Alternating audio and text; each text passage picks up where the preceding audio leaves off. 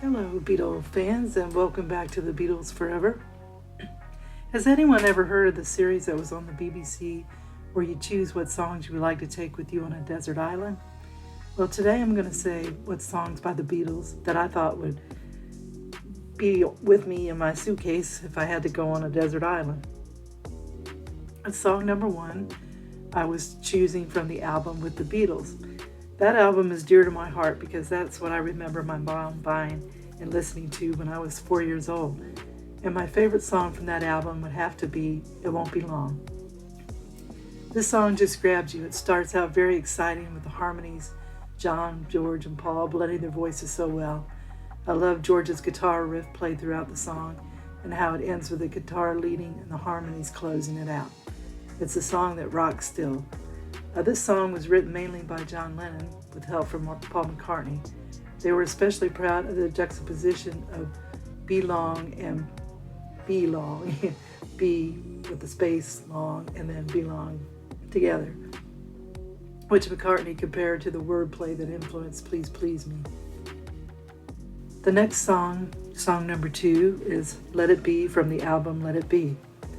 I love the sound of a piano, and this song leads with a piano solo and Paul singing poignantly, asking for things to get better. I played this song many times in my life, and the song uplifts me and helps me realize that there's always a brighter day ahead and to just let things be. George plays a great lead guitar, and Ringo keeps things going in a wonderful drum beats and cymbal hits. This song is perfection. Lennon said he had the idea of Let It Be after he had a dream about his mother during a tense period that the Beatles were having during the White Album in 1968. His mother had died when McCartney was 14 years old in 1956. And so McCartney had said that it was great to visit with her again, and he felt very blessed to have that dream. So that got me writing Let It Be. In a later interview, he said, right, just let it be. And when asked the phrase Mother Mary in the song referred to Mother of Jesus, McCartney has typically replied that listeners can interpret the song however they like. Indeed, others have interpreted the phrase biblically, but in his case, I know he was talking about his mother. But that's a great song. Now, song number three, Sexy Sadie from the White Album. This song has a warped sound to it. It's like the song is going through a grinder, but I love it. The groove is there. John is singing with sarcasm and dislike, and I like the background vocals that pop up at random, and it feels like an old-time rock and roll song. And John Lennon really wanted to change the title of the song to Maharishi, but he changed the title to Sexy Sadie because George Harrison requested that. Lennon was disillusioned after the Maharishi Mahesh Yogi had allegedly made a sexual advance on Mia Farrow, who was attending a course that the Maharishi was teaching at his ashram in Rishikesh, India. It has the psychedelic sound to the song as well as sounding like an early rock song and so that was like a unique combination. And you could tell that John was still upset with the Maharishi when he recorded the song. Now, song number four is probably a surprise to some people, but I like that song, One After 909 from Let It Be. This song captures the early spirit of the Beatles, and I like the Elvis Carl Perkins style it has. It's said that John Lennon wrote the song when he was 17, and that he and Paul created it together. Years later, singing the song on the album Let It Be, you can tell they enjoyed performing it. I love the organ and John and Paul's enthusiasm, and the way the song ends with John singing Oh Danny Boy is priceless and something that John would do. So that, to me, is a good song. McCartney said, it's not a great song, but it's a great favorite of mine because it has great memories for me of John and I trying to write bluesy freight train song. And there were a lot of those songs at the time, like Midnight Special, Freight Train, Rock Island Line. So this was One After 909. She didn't get the 909, she got the one after it. Okay, third. Song number five is I Should Have Known Better from A Hard Day's Night. The harmonica starting out the song really draws me in, and I can imagine John is having a blast playing the song with it. John sings with emotion, and he sings strongly, and you believe that he will be in love forever. This song coasts along. I love how everyone playing their parts so well. Ringo's keeping the beat on a swiftly moving song, and George is playing his new Rickenbacker 12-string guitar, and he does that strum throughout, which is very catchy. And John keeps on coming in with that great harmonica sound. Well, John didn't seem to care for this song very much. He said, "That's me. It's just a song. It doesn't mean a damn thing." So that's what he was told to David Shack in an interview. But I'm glad the fans don't feel the way John does, because I think most Beatle fans would agree that this is a great song. Number 6, Come Together, Abbey Road. The song starts out funky groove right away. It's really unique, and it draws the listener in immediately. And John, for rarity, he liked this song. He said, "It's a funky record. It's one of my favorite Beatle tracks, or one of my favorite Lennon tracks. Let's say that. It's funky, it's bluesy, and I'm singing it pretty well. I like the sound of the record. You can dance to it. I'd buy it." So he was really liking that one for a change. John did take a bit of the song from the Chuck Berry song, "You Can't Catch Me," and he even said, "Here Comes Old Flat Top," which was part of Chuck Berry's record, so he should have known that he wasn't going to get away with that one.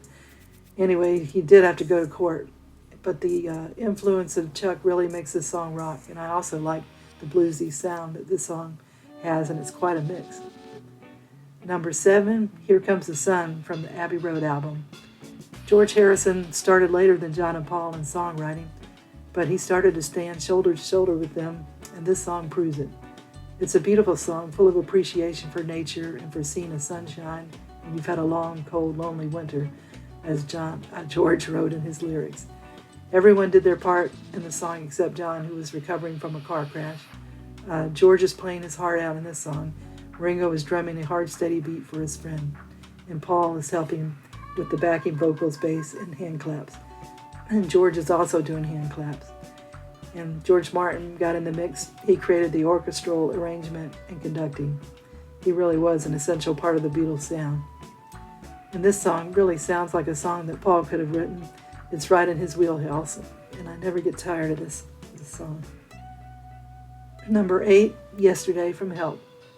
I know, this song's been played to death, but it's so melodic and beautiful, it deserves to be taken to a desert island to be heard over and over again. This is a song you want to sing along with. It's a song that people can relate to, someone who second guesses what caused the end to a relationship, kind of blaming yourself and wondering if you could have done something differently. And Paul heard the song in a dream, and how lucky is that? He quickly went to the piano in the morning and he got it down before he forgot it. And that's incredible. This song sounds classical, and I love that. It's a simple arrangement, and that's what makes the song so much more emotional. Great song, Paul. Number 9, Penny Lane from Sgt. Pepper's Lonely Hearts Club Band. Paul had wanted to write a song about Penny Lane, a street in Liverpool where he grew up, but he didn't get inspired to do it till he heard Strawberry Fields Forever that John had written about his childhood memories. And I love this song. It's like you're walking along with Paul and he's pointing out all the great things about his town. It's magical, the horns in the song. And the last song on the list, number 10, Strawberry Fields Forever from Sgt. Pepper's Lonely Hearts Club Band. And this is John's memory from childhood. And Lennon based the song on his childhood memories of playing in the garden of Strawberry Field, a Salvation Army children's home in Liverpool. Where Paul's childhood memories in his song Penny Lane sound bright and happy, John's childhood memory sounds a bit sad. This song sounds like you're in the middle of a dream, and it has that psychedelic flavor with a classical twist. This song sounds like John was in a debate with himself when he writes his lyrics. Always know, sometimes I think it's me, but I know it's when it's a dream. I think I know, I mean a yes, but it's all wrong. That is, I think I disagree. This song had Brian Wilson from the Beach Boys and Mark Revere from Mark Revere and the Raiders scared because they knew the song was really hard to top. And so it is. So there it is, the songs that should be taken with you if you had to be stranded on a desert island. In the comments below, I hope you will name a few songs by the Beatles that you would take with you if you had to go on the island. So I hope everybody's having a great day or had a great day today. And I'll see you back soon with another episode of The Beatles Forever. Thank you. Bye.